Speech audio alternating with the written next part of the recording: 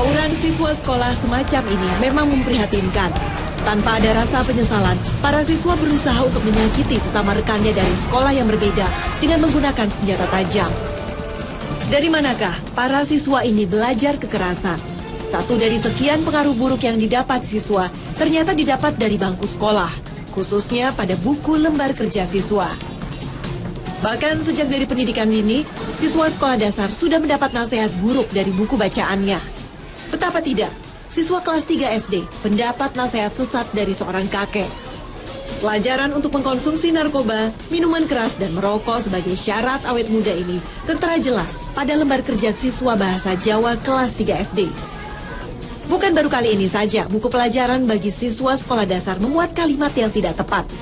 Sudah banyak kasus hal semacam ini terungkap, tapi tetap saja kebobolan. Masih terkait dengan buku lembar kerja siswa, selain pencantuman foto bintang panas Miyabi di Mojokerto, Jawa Timur, di Pekanbaru Riau para siswa juga mendapat pengetahuan hubungan suami istri dari LKS yang dibacanya. Akhir tahun 2009 lalu, orang tua murid sekolah dasar di Kabupaten Batang, Jawa Tengah, dikejutkan dengan temuan buku pelajaran anak sekolah mereka yang dirasakan tidak sesuai. Dalam buku pelajaran ini diperlihatkan secara jelas organ vital dari tubuh manusia. Sebenarnya buku ini dimaksudkan untuk menjelaskan alat reproduksi dan fungsinya. Namun buku ini dianggap tidak tepat karena gambar yang ditampilkan sangat detail. Selain itu, ada pula buku cerita anak-anak si Angkri yang juga ditemukan sejumlah hal yang tidak sesuai untuk anak-anak. Di antaranya pada bab 11 yang membuat pendeskreditan jenis kelamin atau bias gender dan perilaku jahat.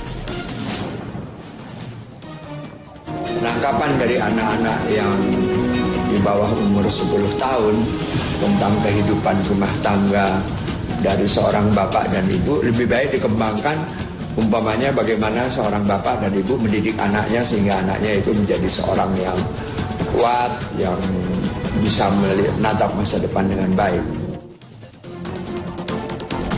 Ironisnya, dalam kasus terkuaknya buku kisah Bang Maman dan istri simpanan ini, pihak-pihak di bidang dunia pendidikan seolah saling lempar tanggung jawab.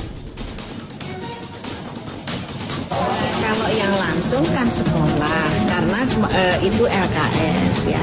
Kenapa sekolah bisa memasukkan LKS yang seperti itu? Karena LKS itu tanggung jawab guru. Jadi guru harus bertanggung jawab bahwa LKS yang seharusnya dia yang bikin sendiri itu ternyata tidak layak kan. Maraknya kasus tak senonoh sebagai mata pelajaran dalam buku lembar kerja siswa harus menjadi persoalan serius bagi pemerintah.